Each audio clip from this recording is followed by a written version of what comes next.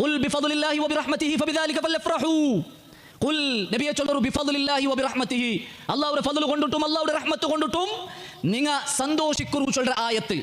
ഈ ആയത്തിൽ മൗലൂദ് ആചരണാക്കുണ്ട, റസൂൽ സല്ലല്ലാഹു അലൈഹി വസല്ലം ജന്മദിന ആചരണാക്കുണ്ട, ആയത്തുണ്ടാ ഹദീസുണ്ടാ ಅಂತೆಲ್ಲ കേൾക്കുമ്പോൾ സദിക്കാണ്ട് ഒരു ആയത്ത് കോന്നതിട്ടിക്കരിത്.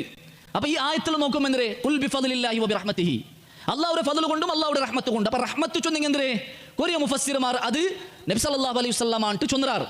അപ്പൊ നബി സല്ലല്ലാഹു അലൈഹി വസല്ലം നബി സല്ലല്ലാഹു അലൈഹി വസല്ലം കൊണ്ടിട്ടു നിങ്ങൾ സന്തോഷിക്കറു ഇങ്ങനെ വ്യാഖ്യാന.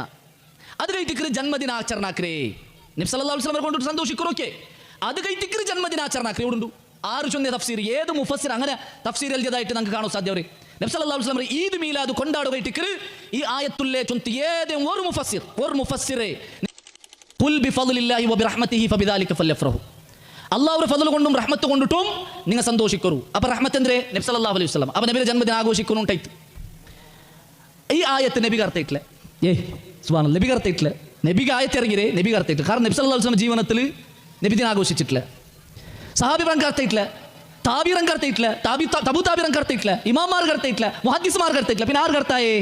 സഖാഫി കർത്തായി. എന്തൊരു ഗത്തികേടല്ലേ. നബി കൈത്തിക്കർ ആയത്തിറങ്ങിരേ നബി സല്ലല്ലാഹു അലൈഹി വസല്ലം സഹാബിറങ്ങൾക്ക് പരിപാടി കൊടുത്തു. സഹാബിറങ്ങ ആറും നബിദിനം ആഘോഷിച്ചിട്ടില്ല. ഈ ആയത്ത് അങ്ങ് കർത്തയിട്ടില്ല. പിന്നെ അർത്ഥായി ഇറങ്ങിക്ക് എന്തൊരു അഹങ്കാര. സഹാബിറൻ കർത്താവത്തത്, താബിറൻ കർത്താവത്തത്, തബു താബിറൻ കർത്താവത്തത്, മുഹദ്ദിസ്മാർ കർത്താവത്തത്, മുഫസ്സിർമാർ കർത്താവത്തത് നങ് കർത്തയിരേ. അഹങ്കാരല്ലിത്, അഹങ്കാരല്ലേ നിങ്ങൾ കാട്ടിയുള്ളേ. ഇങ്ങനെ അഹങ്കാരം പിടിച്ചിട്ട് പരലോകത്ത് പോയിട്ടായെങ്കിൽ അല്ലാഹുവിന്റെ മുട്ട ബച്ചമാവിടാറിട്ട് നിറച്ചിടാറാ നരകത്ത് കത്തിയൊരു കത്തനായിട്ട് പണ്ട് അത് കഴിഞ്ഞിട്ട് ഗൗരവമായിട്ട് പേടിക്കും. ഇത് കുസാൽ കലി അല്ല, ദീൻ വെച്ചിട്ടുള്ള കലി, ഖുർആൻ വെച്ചിട്ടുള്ള കലി, ഹദീസ് വെച്ചിട്ടുള്ള കലി. ഇത് മക്ക കളിക്കുന്ന പോലെ കളിപ്പാട്ടല്ല ചൊല്ലത് ഗൗരവമായിട്ട് മനസ്സിലാക്കും.